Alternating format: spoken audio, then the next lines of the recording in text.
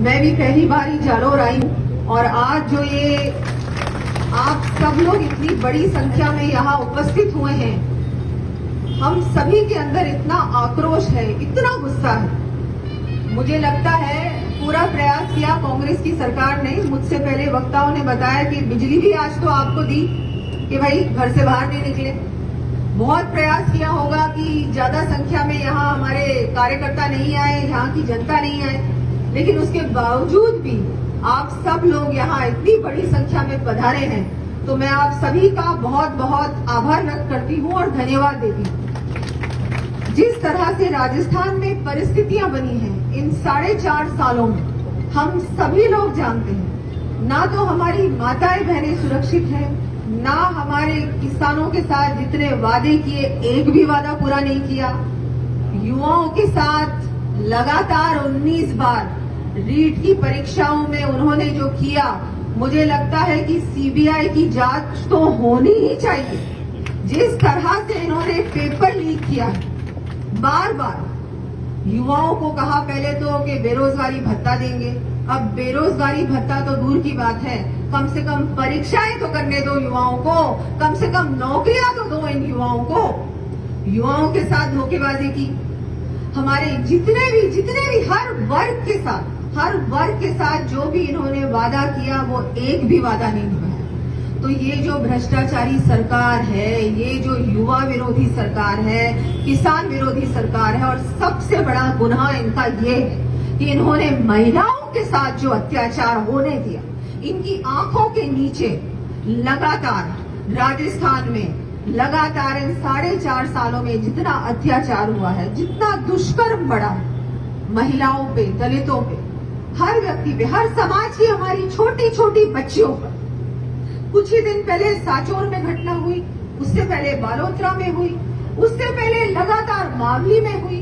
अब मैं बताना शुरू करूंगी तो मुझे लगता है मुझे यहाँ सुबह से लेकर रात हो जाएगी, लेकिन बलात्कार और दुष्कर्म की घटना इतनी हुई है राजस्थान में कि इनको शर्म से यहाँ रिजाइन करके चला जाना चाहिए। मुख्यमंत्री जी को इस्तीफा दे देना चाहिए। हमारी महिलाओं के साथ जो हुआ है पूरे राजस्थान में, ये बिल्कुल बर्दाश्त नहीं होगा, बिल्कुल बर्दाश्त नहीं। इनको तो 2023 में हमारी जो जनसंख्या है 50% महिलाएं हैं, और ये इनको ऐसा मुंहतोड़ जवाब देने वाली है। किसान तो देंगे, युवा तो देंगे, लेकिन मेरी माताएं बहनों के साथ जो अन्याय हुआ है ना, वो ऐसा मुंहतोड़ जवाब देंगे कि इस बार 2023 में ये हमेशा हमेशा के लिए राजस्थान से विदाई लेके जाएंगे। इनके लोग कहते हैं, इनके विधायक कहते हैं, इनके मंत्री कहते हैं हम लोग फॉर्च्यूनर में निपट जाएंगे। मैं कहती हूँ आप साइकिल खरीद लीजिए, शायद पता नहीं, शायद उसकी भी आवश्यकता नहीं पड़े, पैदल ही आपको जाना पड़े। तो जिस तरह से ये राजस्थान में हो रहा है, ये बिल्कुल बर्दाश्त के बाहर हो चुका है। बलात्कार की राजधानी बन गया है। हमारी सब माताएं बहनें इस बात को मान रही हैं कि वीरों की, वीरांगनाओं की धरती, महाराणा प्रताप की धरती, रानी पद्मिनी की धरती, मीराबाई की धरती, पन्नाधाई की धरती, त्याग की धरती, बलिदान की धरती, यहाँ पर हमारे राजस्थान को इन्होंने क्या बना दिया है? बलात्कार की राजधानी, क्राइम कैपिटल। आपने देखा होगा कुछ ही दिन पहले, अभी लगातार अखबार में भी आ रहा है कि जितना क्राइम बढ़ा है इस बार, ये तो इस बार इतना ज्यादा बढ़ा है, इतना ज्यादा तो कभी भी राजस्थान में लॉ एंड ऑर्डर क्राइम इससे पहले कभी नहीं बढ़ा। कानून व्यवस्था की जो हालत हो चुकी है, क्यों हुई है ये हालत? ये इसलिए हुई है क्योंकि इनके जितने भी विधायक हैं, जीते हुए हैं, हारे हुए हैं, सारे के सारे मुख्यमंत्री बने हुए हैं, अपने अपनी विधानसभाओं के मुख्यमंत्री हैं ये। अभी जालोर की बात तो आपने बताई, लेकिन न केवल जालोर में, राजसमंद में, जयपुर में, उदयपुर में लगातार, चाहे हम गैंग्स की बात करें, कभी सरेआम दिन दहाड़े राजस्थान में गोली चलती थी, नहीं होता था। ये राजस्थान है भाई। क्या राजस्थान में तुष्टीकरण की राजनीति इससे पहले हुई है? नहीं हुई। दिन दहाड़े ये सब कुछ हो रहा है, इनकी आंखों के सामने हो रहा है, फिर भी ये सरकार चैन की नींद सो रही। मैं आप सबसे कहना चाहूंगी, अब हम सब लोगों को ये ठान के जाना है, संकल्प लेके जाना है कि इस गूंगी बहरी सरकार को हमेशा हमेशा के लिए उखाड़ के फेंकना होगा।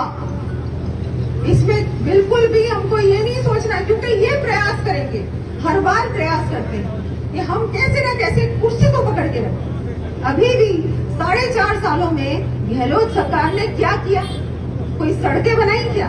कोई कुछ काम किया क्या? अभी पानी की भयंकर समस्या हो रही है पूरे राजस्थान में, उन्होंने कुछ किया? नहीं किया। जो भी काम हुआ है केंद्र सरकार के द्वारा हो रहा है, जितनी भी योजनाएं हैं केंद्र आप लोगों तक पहुंचा रहा है।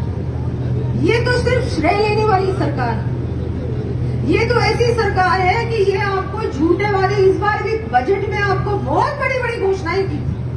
मैं इनको पूछना चाहूंगी, 4 साल से तो आप ही की सरकार थी, ये इतनी बड़ी बड़ी घोषणाएं आपने पहले साल में क्यों नहीं की? आप किस चीज का इंतजार कर रहे थे? जब आपकी सत्ता बनी उस समय भी आपने इतने सारे वादे किए, और अब आपकी सत्ता जाने वाली है तो अब भी आप राजस्थान की जनता को झूठे झूठे वादे करते जा रहे हो। आपको पता है ये सारे काम कौन करेगा? सारे काम भारतीय जनता पार्टी पूरा करेगी। ये सारे वादे आपने तो किए हैं, लेकिन फिर भी भारतीय जनता पार्टी अपना वादा निभाना चाहती है। इनका नेतृत्व भारतीय जनता पार्टी का नरेंद्र मोदी जी कर रहे हैं, हमारे देश के प्रधानमंत्री। ऐसा नेतृत्व हमारे देश को ना तो कभी मिला था और ना कभी मिलेगा। हम बहुत भाग्यशाली। आप सभी से निवेदन करती हूँ कि आप सब लोग 2023 में ज्यादा समय नहीं है चुनाव का, हम सब लोगों को आज से ये संकल्प लेना है कि भारतीय जनता पार्टी की सरकार बनानी है। और आज तो हम ये सभा में आपसे ये सब संबोधन करके चले जाएंगे, लेकिन ये सारी बातें नीचे तक पहुंचाने का काम भी कार्यकर्ता भाइयों बहनों आप ही का है। मोदी जी ने इतने सारे काम किए, इतनी सारी योजनाएं हर किसान के लिए, हर महिला के लिए, हर गरीब के लिए काम किया, और अभी भी कर रहे हैं। हमारे देश को विश्व गुरु बना रहे हैं। इतना बड़ा काम, ये सारी उपलब्धियां केंद्र की बताने का काम भी कार्यकर्ताओं आपका ही है। ये भी जनता तक पहुंचाना है, और इनकी नाकामियों को भी जनता तक पहुंचाने का काम भी हमारा ही है। तो सभी से निवेदन है कि आज जो इतनी बड़ी संख्या में आप यहाँ पधारे हैं, आप सब लोगों को गांव-गांव, धानी-धानी जाके ये सारी बातें वहाँ रखनी भी है, जनता को बताना भी है, क्योंकि ये लोग लगातार जनता को भ्रमित करते आए, जनता से झूठ बोलते आए और आगे भी बोले। तो सभी को अपना, हम सब जानते हैं, हम सब कर्मठ कार्यकर्ता हैं पार्टी के, और हम सब मिलकर भारतीय जनता पार्टी की बहुमत की सरकार बनेगी 2023 में, और फिर से हमारे नरेंद्र मोदी जी हमारे प्रधानमंत्री बनेंगे 2024 में। आज आपने इतना मान सम्मान दिया उसके लिए बहुत बहुत